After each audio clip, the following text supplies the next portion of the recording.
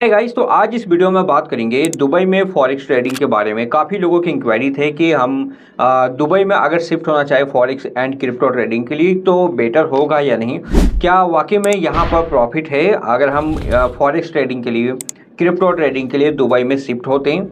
अब सबसे पहले सवाल आता है कि क्यों दुबई शिफ्ट होना है फॉरेक्स एंड क्रिप्टो ट्रेडिंग के लिए। तो आप सबको मालूम है कि forex as a FEMA act के अंडर पाती है और क्रिप्टो ट्रेडिंग को देखोगे तो 30% का टैक्स वगैरह है, टैक्स भी है। प्लस यहाँ पर अगर आप लॉस करते हो तो लॉस सेटअप आप नहीं कर सकते। तो काफ़ी सारे ऐसे चीज़ हैं क्रिप्टो को लेकर, फॉरेक्स को लेकर, जिस कारण से जो अच्छे ट्रेडर है फॉरेक्स क्रिप्टो में जिसकी अच्छी इनकम है वो दुबई शिफ्ट होना चाहते हैं।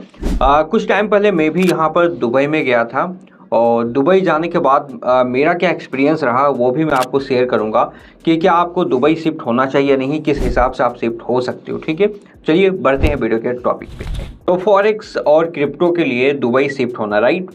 तो आपको पहले ये जानना पड़ेगा कि प्रोसेस क्या है दुबई शिफ्ट होने के लिए, किस तरह से आप शिफ्ट हो सकते हो। सबसे पहले तो आपको पासपोर्ट वगैरह रखना पड़ेगा। इसके बाद आपको क्या करना है कि आपको किसी कंसल्टेंसी से बात करनी है। देखो, बहुत सारे वीडियो मिलेंगे, बहुत तरह की चीज़ें आपको बताई जाएगी, लेकिन एक बिगिनर्स के लिए ये चीज़ें आसान नहीं होगा कि आप आसानी से दुबई में जाकर शिफ्ट हो जाओ, ट्रेडिंग स्टार्ट कर लो। आप बिना किसी के कंसल्ट के आप इजीली शिफ्ट नहीं हो सकते। ठीक है, तो आपको सबसे पहले कंसल्ट करना पड़ेगा उसके साथ जो इस तरह की सर्विस प्रोवाइड करते हैं, जो कि रजिस्ट्रेशन वगैरह इजीली आपका करवा दे। अब इन प्रोसेस में आप कैसे कर सकते हो, तो देखो, अगर आप जॉब होल्डर्स हो, जस्ट आप जॉब करना चाह रहे हो, जॉब के रिगार्डिंग आप जा रहे हो दुबई, तो ये बेस्ट है, आपको इसमें कोई दिक्कत नहीं है। आप वहाँ पर जॉब भी कर सकते हो और यहाँ पर फिर आप वहाँ पर इमिरेट्स आईडी के लिए जो प्रोसेस होता है उसको भी कर सकते हो। ठीक है, लेकिन अगर आप सीधा फॉरेक्स ट्रेडिंग के लिए ही करना चाह रहे हो तो आपको एक टूरिस्ट वीज़ा आपको लेना पड़ेगा, जिसकी वैलिडिटी होती है 30 डेज तक। 30 डेज का वैलिडिटी होता है। तो वहाँ पर जाने के बाद आप जो प्रोसेस होता है मेडिकल टेस्ट का, थंब का, ये सारे प्रोसेस को आपको कंप्लीट करना है।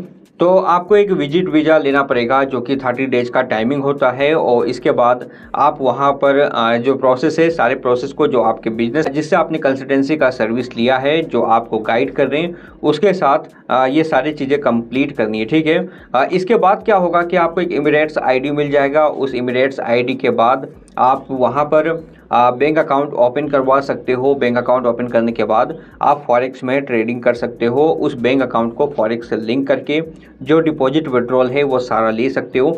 और हमेशा याद रखना, फॉरेक्स ट्रेडिंग के लिए लीगल फॉरेक्स ब्रोकर को चूज़ करना, जो कि एक्सएम है, एक्सनेस है, मल्टी बैंक एफएक्स है। तीनों का लिंक मैं डिस्क्रिप्शन पे दे दूंगा।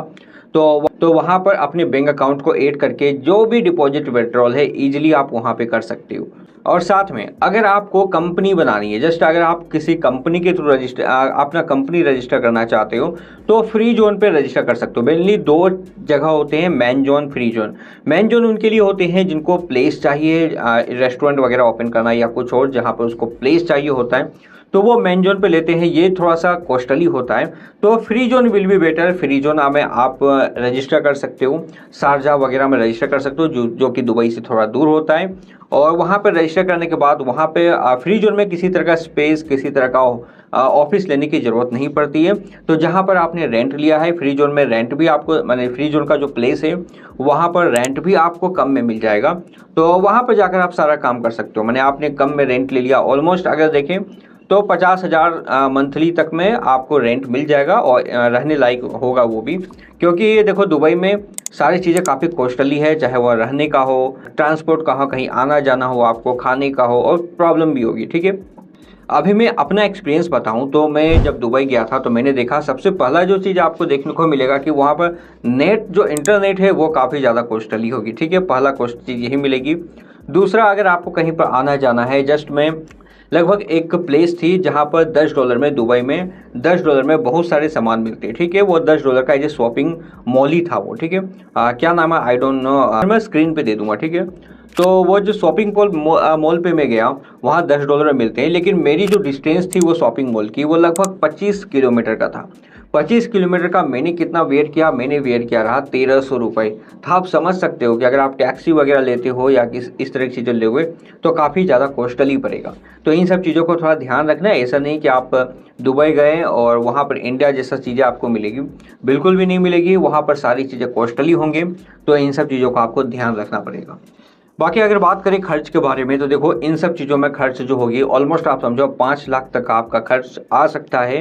जब आप इन प्रोसेस को कंप्लीट करोगे, इमिरेट्स आईडी मिलेगी, बैंक अकाउंट नंबर मिलेगा, आपका रहना और आपका आना जाना। क्योंकि अगर आप दिल्ली से दुबई का एयरलाइन खर्च आप देखोगे तो ऑलमोस्ट 15 से 20 हज़ार का मिलेगा, या इंडिया के किसी भी कोने से 20 हज़ार तक का जाने का खर्च आपका हो सकता है। उसके बाद बहुत सारे खर्चे, खाना पीना, बहुत सारी चीज़ें। और आपको इन प्रोसेस में, इमिरेट्स आईडी लेने के प्रोसेस में आपको 2-3 बार विजिट करना पड़ेगा। ऐसा नहीं कि आपने गया और जो बिजनेस कंसल्टेंसी वो सारा कुछ आपका कर देगा, ऐसा नहीं। आपका वहाँ पर सबसे पहले फॉर्म सबमिट की जाएगी। फॉर्म सबमिट करने के बाद कुछ टाइम लगेंगे। टाइम लगने के बाद फिर आपको बुलाया जाएगा, फिर आपको वीज़ा लेकर जाना पड़ेगी, जितने मेडिकल टेस्ट होंगे, थंब लगेगा। तो इसके बाद फिर थोड़ा सा आपको टाइमिंग दिया जाएगा। टाइमिंग देने के बाद ऑलमोस्ट समझना कि 2 महीने तक का प्रोसेस है। 2 महीने तक में ये सारी चीज़ें कंप्लीट होगी और फिर वहाँ पर जाकर आप सेटअप कर सकते हो, आप ट्रेडिंग वगैरह कर सकते हो।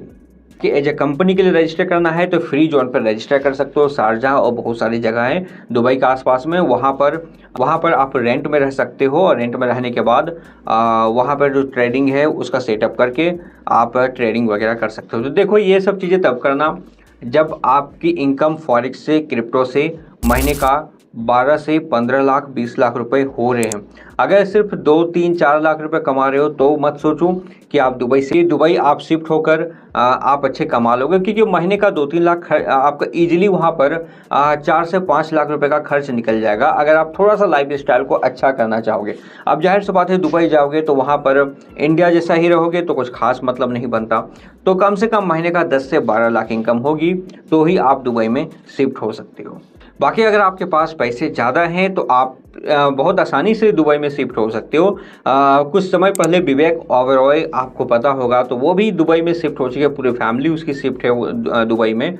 तो उन लोगों ने देखा कि दुबई का जो बिजनेस मॉड्यूल है, जो वहाँ का इन्वायरमेंट है वो काफ़ी बेस्ट है इंडिया के मुकाबले में अगर देखा जाए तो बिजनेस के रिगार्डिंग। तो विवेक ओबरॉय वो दुबई शिफ्ट हो चुका है, वो भी वहाँ से बिजनेस कर रहे हैं। तो जो इन्वेस्टर है उसके लिए भी दुबई काफ़ी बेस्ट है। वहाँ पर क्या होगा कि अगर आप वहाँ पर दुबई में इन्वेस्ट करते हो, रियल एस्टेट में या किसी भी प्रॉपर्टी में कहीं पर भी इन्वेस्ट करते हो, तो फिर आपको इन्वेस्टर वीज़ा वहाँ पर मिल जाता है जिसकी वैलिडिटी 10 ईयर्स की होती है। यही इन्वेस्टर के लिए जो इन्वेस्ट करना चाहते हैं उसके लिए बेस्ट है कि आप इन्वेस्टर वीज़ा के साथ वहाँ पे काम कर सकते हो। बेस्ट इन्वेस्टर वीज़ा को ज़्यादा तकलीफ, कोई भी प्रॉब्लम वाली बात नहीं है।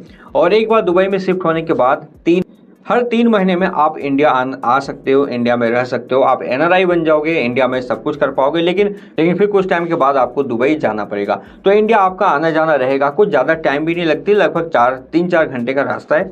तो आई डोंट थिंक कि कोई ऐसी चीज़ें हैं। बाकी अगर आप यहाँ पर शिफ्टिंग होना चाहते हो तो सबसे पहले टूरिस्ट वीज़ा के साथ आप सारी चीज़ें कर सकते हो। इन सब चीज़ों के लिए मैं कहूँगा कि किसी सर्विस जो आपको दुबई ले जाने की सर्विस प्रोवाइड करती है उसके साथ ज़रूर बात करना। डायरेक्ट किसी चीज़ों को मत करना, क्योंकि उसमें काफ़ी ज़्यादा आपको टाइम वेस्ट हो सकता है, काफ़ी चीज़ आपको नहीं पता होगी।